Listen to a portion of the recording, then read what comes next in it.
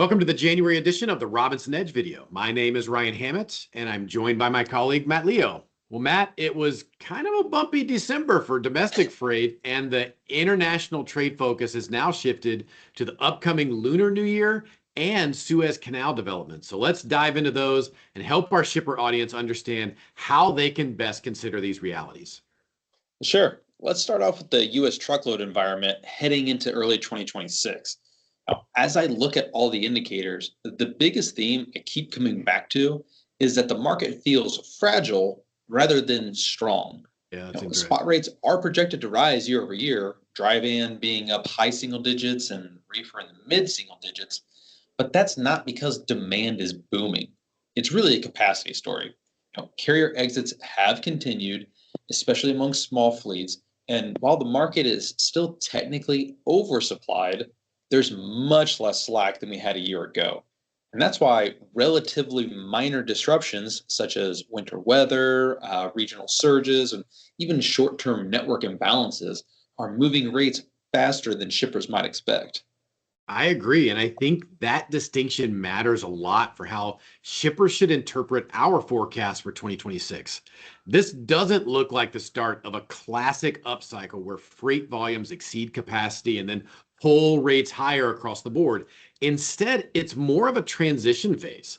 Demand indicators tied to manufacturing, housing, retail, they're all still muted, but capacity is thinning enough that the market is more reactive. So when something happens, like you mentioned a second ago, a snowstorm, upcoming produce season, or port congestion, pricing responds quickly. So from a planning standpoint, shippers shouldn't assume stability just because demand feels soft on their side. The margin for error is shrinking. Yeah, and that's it. That's exactly it. We're seeing a market where the baseline conditions are relatively calm, but the peaks and valleys are sharper. Contract rates remain competitive, yet spot exposure is becoming more expensive in certain lanes and time windows. And importantly, carriers that survived the downturn are more disciplined, Yeah. meaning they're less willing to chase that unprofitable freight just to keep their trucks moving. So for shippers, that means that service reliability increasingly favors those with strong route guides, clean tenders, and flexible appointment windows, not just those that pay the lowest rates. And I think that leads to a practical takeaway, Matt. I want shippers to know there's no need to panic, but they do Yeah. need to be intentional. December was a test. Matt, you and I have been talking about this coming test for a long time, Yep. but it's been so many years with soft conditions, and there have been so many bumps and distractions along the way that I think this time it took folks a couple of weeks to realize, oh, this is really a test. So now is the time to evaluate how you did in December and evaluate what it means for the road ahead. Pressure test routing guides, understand where backup capacity comes from, and decide where spot exposure is acceptable versus risky. Overall, I don't think the truckload market is tight, but I definitely say it's no longer forgiving. Yeah, well said. And I'll wrap up the domestic truckload section with this because there are many factors that influence the market. We provide a high level overview, but if you're interested in going a level deeper, we highlight some of those factors in our Robinson Edge report for January on our website.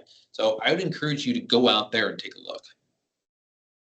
Shifting over to global freight, Lunar New Year, which starts February 17th, is the first major stress test of the year for ocean and air. On the ocean side, we typically see front-loaded volumes ahead of factory shutdowns across Asia, followed by a temporary lull. This year, while that pattern is still there, demand for U.S. imports from Asia remains soft, and so far, there hasn't been a surge of orders from retailers restocking post-holiday inventories that we'd normally expect before Lunar New Year. But there is still time. That is also layered on top of steamship lines actively managing capacity through blank sailings, which means even modest demand surges can feel bigger at the port and inland levels, especially for drayage and transloading into the US.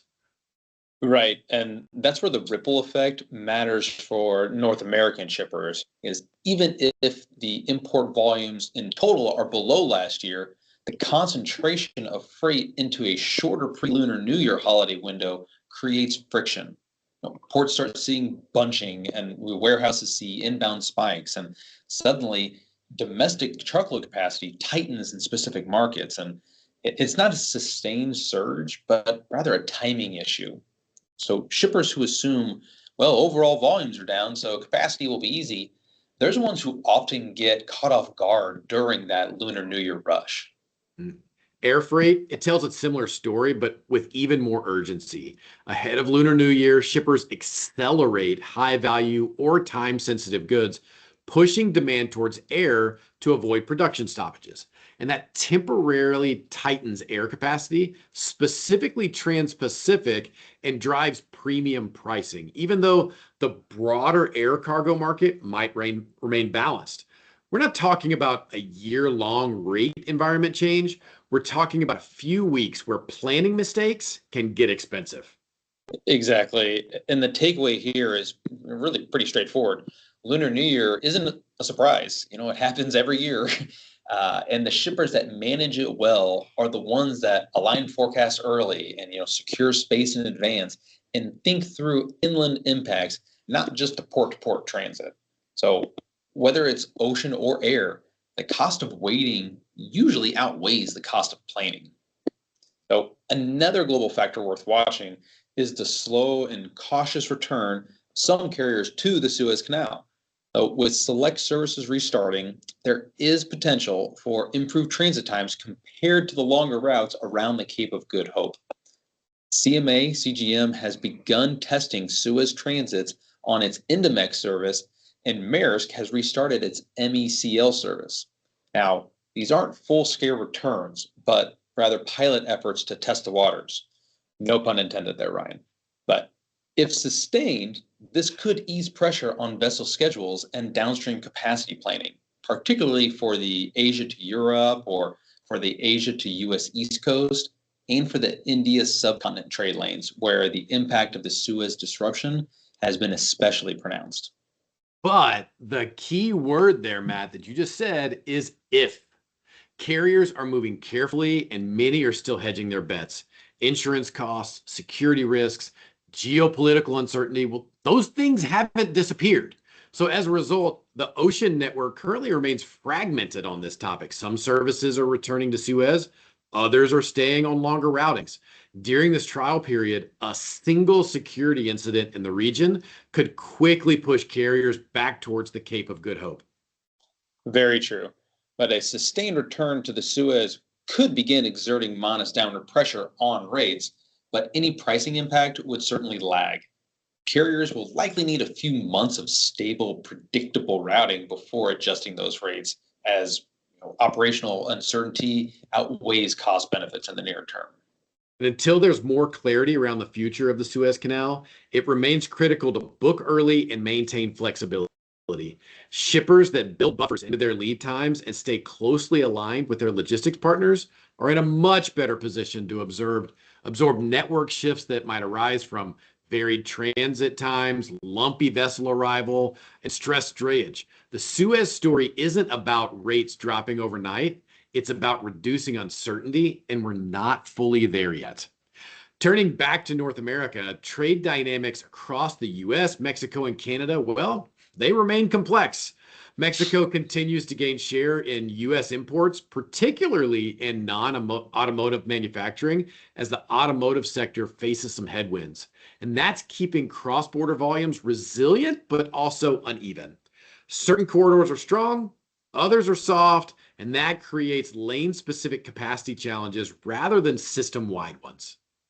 And layered on top of all that are tariffs and policy shifts.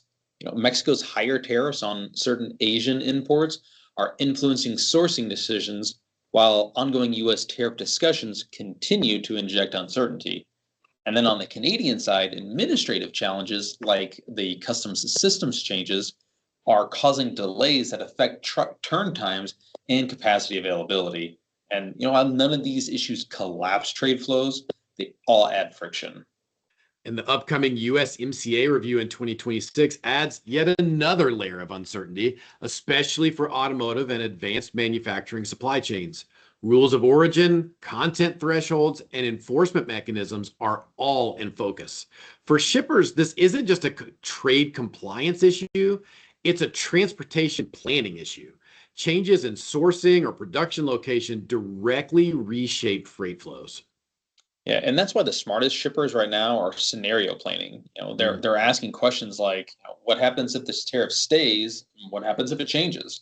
What happens if the Suez Canal opens up? And what happens if sourcing shifts? So they take those and they map transportation strategies around those possibilities. Because cross-border freight in North America remains a growth opportunity, but it demands proactive planning and strong execution. And then when you take a step back, Ryan, you look at all four of the topics we've discussed with, truckload, ocean, air, and trade, the common theme here is timing. Mm, The market isn't booming, but it's far less forgiving than when it was during the depth of the downturn.